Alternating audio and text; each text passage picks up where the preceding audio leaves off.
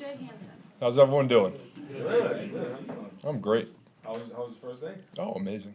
It was wonderful, winning team, winning culture, family bonding, relationship building, everything. I mean, it's been great so far. Getting to meet all the guys and learn the playbook, meeting the coaches, everything. It's been fantastic. How does learning the playbook differ from what you got when you got here versus when you were in college? There's similar things. Today we put in a lot of gap scheme, and, we ran a lot of gap scheme at Holy Cross. I mean, once you get schematics of O-line work, it all kind of leans the same way, but there's different rules, different wording, different stuff for different fronts. So it's all pretty much similar once you get the idea of, like, schematic-wise where you're going and what you have to do and who's doing what. It's kind of similar, but, there's obviously different, and it obviously takes some time to learn. So getting good. CJ, what was the point where you thought it was starting to become realistic that you were going to play in the NFL? Was it when you were in high school or sometime in college or the moment you were drafted? I mean, was there a moment that kind of came into your mind that, hey, I'm going to do this? This is always my dream from birth. I've always wanted it. I've always known. I'd never thought, though. I've always known, but I never thought until I thought when agents started reaching out to me after the 4th game this year. And then I was like, wow, I have a chance. And then kind of just went from there and then helped myself out in the last 2 months, and now I'm here. So, I've always dreamed of it, and I've always had it in the back of my mind that this is what I want to do, and I think this is where I belong, and I've put my whole life towards it, so I'm happy I'm here. Those videos are out there from the time you got drafted. What was that night like for you? What was that afternoon like for you? It was incredible. At the end of the night, I literally was just looking at my phone and just crying at the video. It's so surreal to me to have all my friends there, to have all my family there, to see the progress over the 23 years of my life towards the game actually pay off.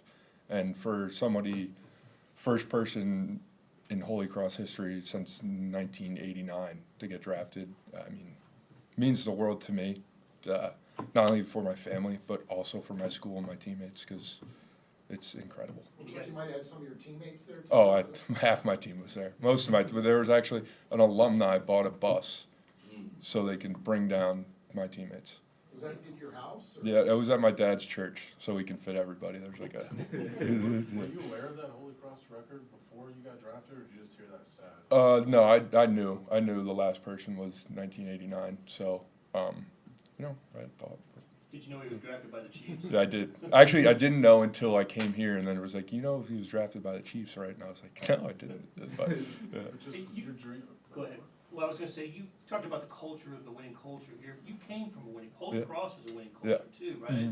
You've won conference championships every year you were there. there. Yeah, I had 5 rings and then 2 rings from high school. So I've won my whole life, and I hopefully will continue to do that. And I think the biggest thing is what Coach Reed says, it's a family here, and Mr. Hunt says it's family. And that's what my coaches, my mom was a team mom at Holy Cross. She preached it, one team, one family. And,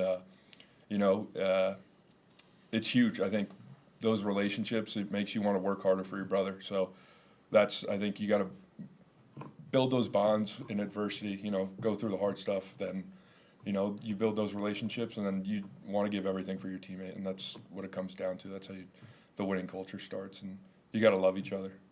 I think it was Rob McGovern, right, the Holy Cross. Yep. Had you heard of him? Like, is he kind of a legend? Yeah, he's a legend. right when I got, his name's up in the Ring of Honor, so, and he's from Bergen Catholic, so I played against Bergen Catholic in high school. So, I mean, legendary guy. I've blessed to go to the school I went to. Had you ever met him? No, I never met him. Last 3. So the dream had been there your whole life, Mm-hmm. but the NFL, they'll find you whether you're at Holy Cross or Texas or whatever. Mm-hmm. You mentioned it wasn't until like the 4th game this year that it kind of started getting real for you. Mm-hmm. Just what are your thoughts about going to Holy Cross and still getting this chance, and how the league will find people wherever they go to school? Yeah, I think. And is it a harder path if you're at Holy Cross than if you were somewhere else? Yeah, I think I'm very lucky. I went to school. I didn't go to play football. I did play football, and I was lucky to have the best coaches and the best teammates, which made me only play football there. But school was hard. I mean, there was no joke. I mean, you had to go to class, you had to be attentive, you had to do everything right. And, you know, hearing the stories from other kids while training the last couple of months, like, no one had an experience like I did. Nobody. And I think that's super lucky. I think it put some tangibles in me that I work harder, I understand things a little bit better. I think it helped me out so much. I met people, I understand what it takes to be a businessman, what it takes to be professional. I think everybody there prepared me so well for this moment and any other moment in my life. So I think I'm very lucky to have gone there. Matt? Your number in college was taken when you got here, so why did you choose 61? What's that mean? 61, I made a meeting, actually. So my birthday's March 3rd, 2001, so add the threes together, and then you get 6 and 1. So there you go. I would love to have 69 back, but it's okay. I'm not going to ask for it. It's not mine. Last question here. CJ, you come from a winning coach, you said you went to high school. With your skill and what you translate, what are your expectations for what you want to bring to the Chiefs this season? I want to be the best possible teammate I can be and improve this team in anywhere I can and just give it my all every day. And I think your best is good enough, and I'm going to give it my best every day. So as long as I can give it my best, show my teammates that I'm giving my best, show my coaches that I'm working hard and being a progressive learner and doing good every day, I think that's all I need to do. Thanks, CJ. Thanks, Matt. Appreciate you guys. Appreciate it. This is not my phone. Thank you guys. Thank you.